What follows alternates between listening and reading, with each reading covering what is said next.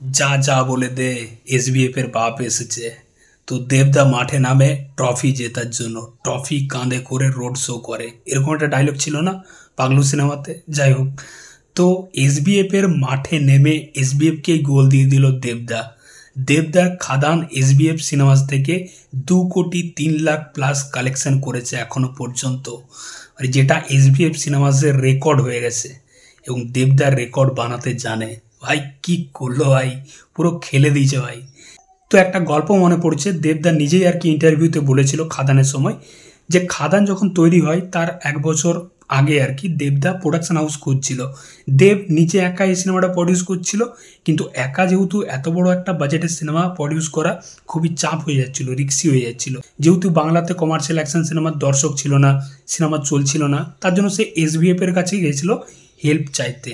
এবং এসবিএফ মানে তারাও দেখছিল যে বাংলাতে তো কমার্শিয়াল অ্যাকশন সিনেমা চলছে না, তাহলে আমি কেন এত রিক্সি প্রজেক্ট একটা করব। তারা দেবদাকে ঘুরি দিয়েছিল আর কি। সেই দেবদা তারপর গেছিল সুরিন্দর ফিল্মসের কাছে, মানে নিষ্পাল সিং, তো তাদের প্রোডাকশন হাউসের কাছে গেছে এবং তারা হেল্প করেছিল। আজকে দেব এন্টারটেনমেন্ট ভেঞ্চার্স এবং সুরিন্দর ফিল্মস মিলেই আর কি খাদান প্রডিউস করেছে। এবং খাদান দেখতেই পাচ্ছি 20 কোটি প্লাস নেট কালেকশন করেছে পুরো অল ওভার আমাদের শুধুমাত্র ওয়েস্ট বেঙ্গল থেকে। গ্রস কালেকশন কিন্তু প্রায় 24-25 কোটি টাকা হয়ে গেছে। তো এসবিএফ বুঝে গেছে ভাই আমরা কি ভুলটা করেছিলাম। আজকে আমাদের মাঠে নেমেই দেব গোল দিয়ে দিয়েছে।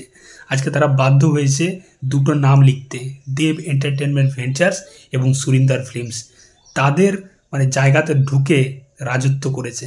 খাদান আজকে এসবিএফ সিনেমাস থেকে 2,03,00,000 প্লাস কালেকশন করেছে, যেটা এসবিএফ সিনেমাসের রেকর্ড করে দিয়েছে।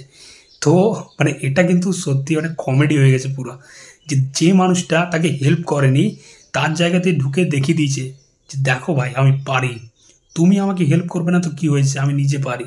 তো দেবদা সিরিয়াসলি মানে মানুষটা কি করেছে ভাই, ও জিদ আছে ভাই।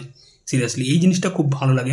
একটা সিনেমার প্রতি ডেডিকেশন আছে, যে করবো মানে ভাই করবোই, তাতে যাই হয়ে যাক। তো এসবিএফ এর মতো প্রোডাকশন হাউস সিনেমার থেকে পিছিয়ে গেছিলো, কিন্তু দেবদা ছাড়েনি, খাদান করেছে এবং খাদান করে দেখিয়ে দিয়েছে, ব্লকবাস্টার করে দেখিয়ে দিয়েছে, অল টাইম ব্লকবাস্টার হয়ে গেছে। তো এটা সত্যি, এটা সাহস লাগে, ব্যাপক ব্যাপক।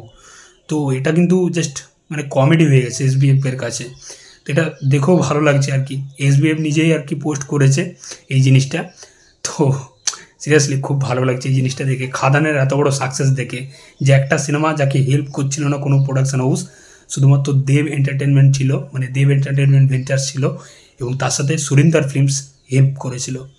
যাক, খুব ভালো হয়েছে এটা। তো তোমাদের মতামত অবশ্যই জানিও। চললাম, আবার দেখা হচ্ছে পরের ভিডিওতে। চ্যানেলে নতুন হয়ে থাকলে অবশ্যই সাবস্ক্রাইব করে যাবো। চললাম।